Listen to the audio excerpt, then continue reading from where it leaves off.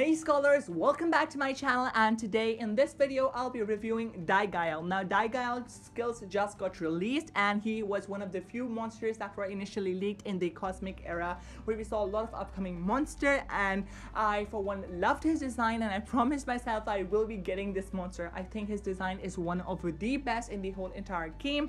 Now having said that, his skills are out as well and I'd love to review them, but before that I'd like just a second of your time. I have been looking at my YouTube analytics and I've seen that a lot of you who watch my videos haven't still subscribed to my channel. What are you guys waiting for? Like literally, once we hit 1K, I will be, yes, this is the official announcement of my giveaway. Once we hit 1K subscribers, I will be putting out a video in which I will be giving one Legends Pass to a lucky winner. So if you want to be that lucky winner, all you have to do is like my video, subscribe to my channel and share it as much as you can. Now having said that, let us just jump right back into Diegael. Now his moveset just literally got released and I went over those beforehand. Now let me tell you right off the bat that this monster is an attacker, and obviously for attackers, all of you know the rune setup. In case you don't know, the recommended rune setup for this monster is 2 strength runes and 1 speed or 1 team speed depending on the situation. Now as for the trait of this monster, it has not been leaked yet. Now I know many of you guys will ask me in the comment section down below that when and how this monster is going to be available. So just to clear that confusion, for this monster only the skills have been leaked up to now, and as to how this monster is going to be released into the game and as to when it will be released, we do not have a definite answer yet. As soon as I know, I will let you guys know. Again, if you guys want to know as soon as possible when and how this monster is going to be available, all you gotta do is just click on the subscribe button and turn those notifications on so that you get notified as soon as I post. Shameless plug in there, I know. And yeah, so for Diegael, we have the first set of moves. The first move is Villain Slayer that deals moderate light damage to one enemy, and this skill is nothing too special, nothing too great. These are just the default skills. The next one is also a default skill, so I'm just gonna go over it very quickly. It is the bigger the better, deals low light damage to all enemies. I'm assuming that these two moves will be 0 cooldowns. If you want to run a 0 cooldown skill, be my guest, and you can choose from one of these if he does not have a better 0 cooldown skill. Then for the skills that really matter, the first skill is Chicken with Onion, deals moderate light damage to all enemies, applies sunburn to all enemies, requires cooldown. Again, this monster has an angelic appearance and I think he'll be from the light category. So I had already previously assumed that this monster will have some kind of sunburning move because that's the signature light attacker, you know. Now sunburn is a phenomenal DOT to have. It reduces accuracy as well as deals damage over time, so definitely an attack to consider. Then we have Cosmic Mustache that deals moderate light damage to all enemies, applies bleed to all enemies, requires cooldown.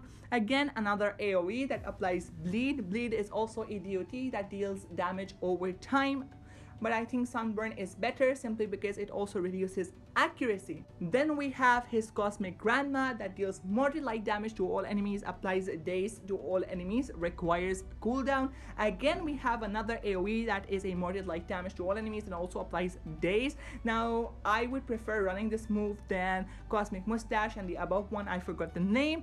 I think that is Chicken with Onions. Let me check. Yeah, it is Chicken with Onions. So yeah, I would prefer Cosmic Grandma that deals moderate light damage to all enemies, applies daze to all enemies, because accuracy reduction is the most important for me. This monster is already an attacker and DOTs won't really do that much to OTA that monster. Maybe if you're powerful enough, yeah, they might work, but I for one prefer an accuracy reduction that is daze, that deals a 25% reduction in accuracy of the enemy monsters. That will cause them to miss attacks and you might not be controlled, you might not be denied, you might not be affected by DOTs, you might not get attacked at all, and that's what we want generally. You want to survive, right? So this skill will help you to survive.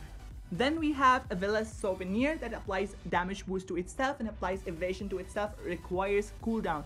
I really like this move because it applies a 50% damage boost to itself, which is nice on its own, but he also applies an evasion to himself. So even if you're faster or if even you have a powerful monster going right after you and you do not have enough power to take him out that turn, you can just increase your damage and also apply evasion to yourself and be protected from that monster. But a word of caution, a lot of monsters, especially a lot of supportive monsters, have skills that can remove positive status effects, so you might want to be careful of that. Then we have the move DL6 that deals massive light damage to one enemy, applies bleed to one enemy, requires cooldown.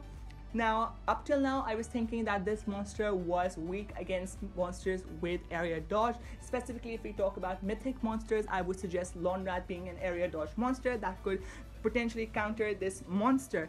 But he has a massive light damage attack. Now, that wouldn't exactly work against Lawnrat because light against light won't really work, but still it will deal quite a bit of damage to Lawnrat because it is a massive light damage and also applies a DOT that is bleed. So yeah, you have some counter against area dodge. Then we have the move Think Big that applies Villain Hater to itself and gives one extra turn to itself, requires cooldown. Now, I for one am against this skill because it is very situation specific. Obviously, when more monsters are released in the Villain's book, I'm not saying that there aren't monsters in the Villain's book, but still, it is very situation specific and also gives you one extra turn. Again, extra turn moves won't really work because you have monsters that have anticipation. Namely, a more commonly used anticipation monster is Hardy, and Hardy is a meta monster and you see him everywhere, so that is quite irritating if you give Hardy one extra turn.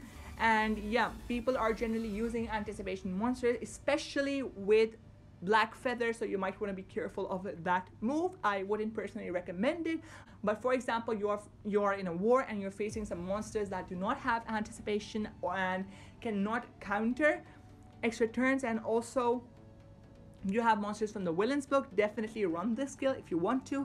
Then we have a special that is Long Story Short that removes positive status effects from all enemies, deals heavy light damage to all enemies, applies stun to all enemies. I really like this special because not only does it do a great amount of damage and removes positive status effects, it also applies a DOT, which is quite useful in case you do not manage to take out the entire enemy team. And this is also an AoE, which is quite nice as well. Now, as for the moves that I would recommend, are definitely DL6 that deals massive light damage and also applies a bleed.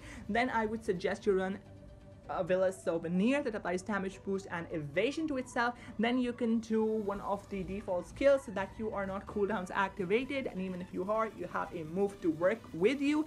I would suggest running Villain Slayer because it deals more light damage. A low light damage against all enemies won't really work. Then I would suggest either you run Chicken with Onion or you do His Cosmic Grandma. I would prefer you run His Cosmic Grandma because, like I mentioned, Daze is much more important than Sunburn in my opinion because it reduces accuracy to a greater extent.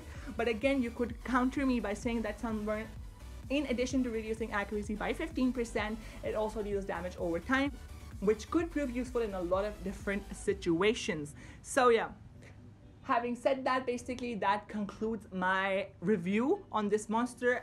Now his trait is not out, so I can't really comment on it, as well as his relics, so you might have to forgive me for that. I just wanted to bring information to you as soon as possible, and I think I have done a good job. If I missed something, if I misread something like in my previous video, please forgive me and do correct me down in the comment section.